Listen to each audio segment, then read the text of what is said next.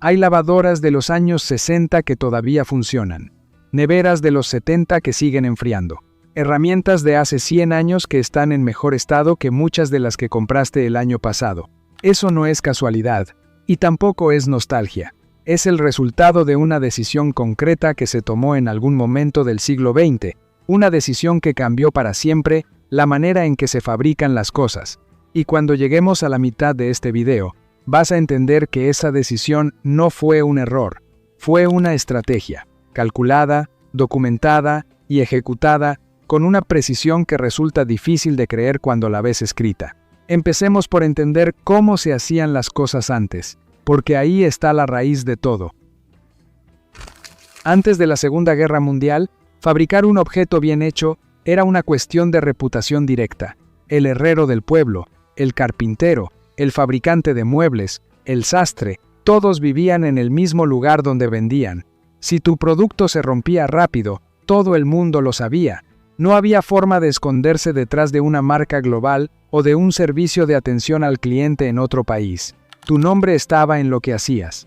Y tu nombre era tu negocio. Eso creaba un incentivo muy simple y muy poderoso. Hacerlo bien a la primera, hacerlo para que durara. Porque un cliente satisfecho volvía, y un cliente al que le fallaste no solo no volvía, le contaba a todos los del barrio. Los materiales reflejaban esa lógica. El hierro fundido de las cocinas antiguas era grueso, pesado, casi indestructible. La madera de los muebles se dejaba secar durante años antes de usarse para que no se deformara con el tiempo. Los tejidos se hacían con fibras naturales que respiraban, que aguantaban el lavado, que mejoraban con el uso. Todo tenía un margen de seguridad enorme. Se fabricaba para durar más de lo necesario porque el artesano sabía que no podía permitirse que fallara. Pero eso no es lo más interesante.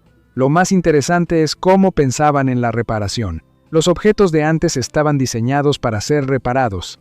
No era un accidente, era parte del diseño original. Una máquina de coser de principios del siglo XX tiene piezas que se pueden desmontar, limpiar, sustituir individualmente. Un reloj de bolsillo de esa misma época se puede abrir, revisar cada componente, cambiar el que falló y volver a funcionar durante décadas más. El objeto no era un bloque cerrado, era un sistema de partes con lógica, y cualquier persona con algo de habilidad podía intervenir en él. Eso significaba algo muy concreto para la economía doméstica de esa época. Una familia no necesitaba comprar una máquina nueva cada vez que algo fallaba, podía repararla.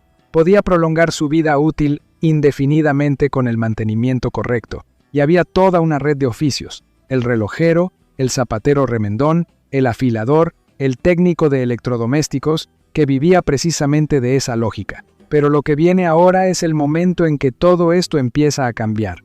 Y el cambio tiene nombre, tiene fecha y tiene documento. En 1924, en Ginebra, se reunieron los representantes de las principales empresas fabricantes de bombillas del mundo: Philips, Osram, General Electric y varios más. Esa reunión se llamó el Cártel Phibus, y lo que acordaron en ella cambió la historia de la fabricación industrial para siempre. Acordaron limitar la vida útil de las bombillas a 1000 horas. No porque no pudieran hacerlas durar más. Las bombillas de la época podían durar perfectamente 2500 o 3000 horas. Lo sabían porque las habían fabricado así. El acuerdo fue reducir esa duración de manera artificial y coordinada entre todas las empresas del sector. El objetivo era simple: una bombilla que dura más es una bombilla que se compra menos, y una bombilla que se compra menos es menos negocio. La solución era fabricar un producto peor de lo que la tecnología disponible permitía y presentarlo como el estándar normal de la industria.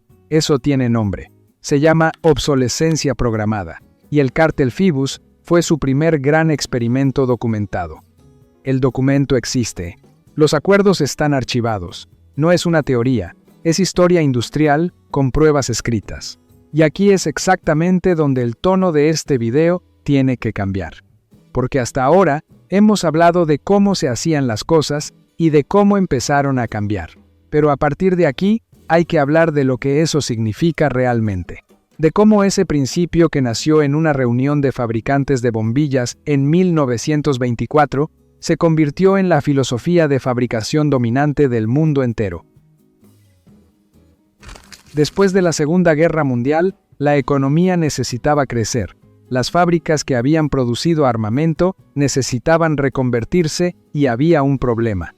Si fabricabas productos que duraban 50 años, la gente los compraba una vez y no volvía. El mercado se saturaba. El crecimiento se detenía. La solución que propuso el economista estadounidense Victor Lebow en 1955 quedó escrita con una claridad que hoy resulta perturbadora. Lebow escribió, literalmente, que la economía americana necesitaba que el consumo se convirtiera en un estilo de vida, que la gente comprara, usara y tirara a un ritmo cada vez mayor, que los objetos se volvieran obsoletos antes de que se rompieran, simplemente porque habría algo nuevo disponible. No era una crítica, era una recomendación de política económica y fue adoptada.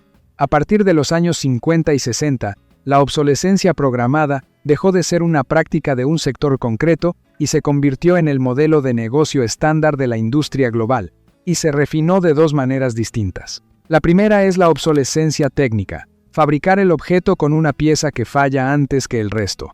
No la pieza más barata, la pieza estratégica, la que, cuando falla, hace que el costo de reparación se acerque tanto al costo de uno nuevo que el cliente decide comprar uno nuevo. Eso no pasa por accidente, requiere ingeniería inversa de la durabilidad.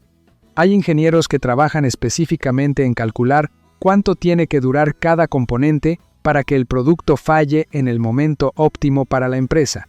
Pero eso no es nada comparado con la segunda forma, que es más sutil, más eficiente y más difícil de detectar porque no tiene nada que ver con la ingeniería. La segunda es la obsolescencia percibida, hacer que el objeto que tienes, aunque funcione perfectamente, te parezca viejo, anticuado, insuficiente, no porque haya dejado de funcionar, sino porque el mercado ha lanzado algo nuevo que tiene un diseño diferente, un color diferente, una característica nueva que en realidad no necesitas, pero que de repente sientes que te falta. La industria de la moda lo perfeccionó primero. Cada temporada, los colores cambian, los cortes cambian. Lo que era moderno en primavera es anticuado en otoño. El abrigo que compraste hace 2 años funciona igual de bien para protegerte del frío, pero ya no es el abrigo que se lleva. Y eso, ese incómodo sentimiento de quedarte atrás, es exactamente lo que la industria necesita que sientas para que vayas a comprar el siguiente. Después la tecnología adoptó el mismo modelo. Cada año hay un nuevo teléfono. Cada 2 años el sistema operativo deja de ser compatible con el dispositivo anterior. Cada 3 años el fabricante deja de ofrecer actualizaciones de seguridad, no porque el hardware haya fallado, sino porque la vida útil del producto fue diseñada desde el primer día para terminar en ese momento concreto. Y aquí hay algo que resulta especialmente revelador cuando lo piensas bien. La reparación desapareció al mismo tiempo que todo esto ocurrió. No es coincidencia. Un objeto diseñado para ser reemplazado no puede ser diseñado para ser reparado, porque si puedes repararlo, no lo reemplazas. Y si no lo reemplazas, el modelo de negocio se rompe. Por eso los objetos modernos son bloques cerrados. Por eso las piezas son propietarias y solo las tiene el fabricante. Por eso los tornillos son de formatos especiales que no existen en ninguna ferretería normal.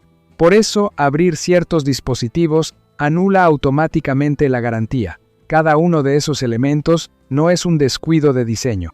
Es una decisión tomada específicamente para que la reparación sea más difícil, más cara o directamente imposible. Pero eso no es nada comparado con lo que ocurrió en la industria de los electrodomésticos europeos durante los años 90, cuando varios fabricantes fueron investigados por coordinar exactamente cuántos ciclos de lavado tenía que aguantar una lavadora antes de fallar. Y los números que encontraron los investigadores eran tan precisos, tan consistentes entre marcas distintas, que la coordinación era evidente. La cocina de hierro fundido de tu bisabuela no tiene fecha de caducidad programada. Nadie se sentó a calcular cuántos años tenía que durar antes de fallar.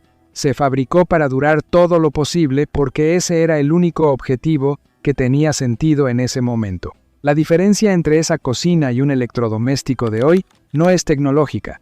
La tecnología actual podría fabricar objetos mucho más duraderos que los de hace 100 años. Los materiales son mejores. ICO el conocimiento de ingeniería es vastamente superior. La capacidad de fabricar con precisión es incomparablemente mayor. La diferencia es de intención. Una se fabricó para durar, la otra se fabricó para ser reemplazada. Y hay un movimiento que lleva años creciendo en distintas partes del mundo que está desafiando exactamente este modelo. El movimiento del derecho a reparar. Legisladores en Europa y en algunos estados de Estados Unidos han comenzado a aprobar leyes que obligan a los fabricantes a hacer disponibles las piezas de repuesto, los manuales técnicos y las herramientas necesarias para que cualquier persona o taller pueda reparar los productos que compra. Es una batalla legal, económica y filosófica al mismo tiempo, y los fabricantes la están resistiendo con recursos enormes porque saben exactamente lo que está en juego. Lo que está en juego es la diferencia entre un mundo donde los objetos te pertenecen de verdad, donde puedes repararlos, modificarlos, prolongar su vida todo lo que quieras, y un mundo donde los objetos que compras son en realidad un servicio temporal que la empresa puede interrumpir, degradar o hacer obsoleto cuando le convenga. Y hay países que ya han tomado partido de manera muy concreta. Lo que están haciendo, cómo están cambiando sus leyes y qué resultados están viendo en su economía y en sus patrones de consumo es una historia que apenas está empezando a contarse en voz alta.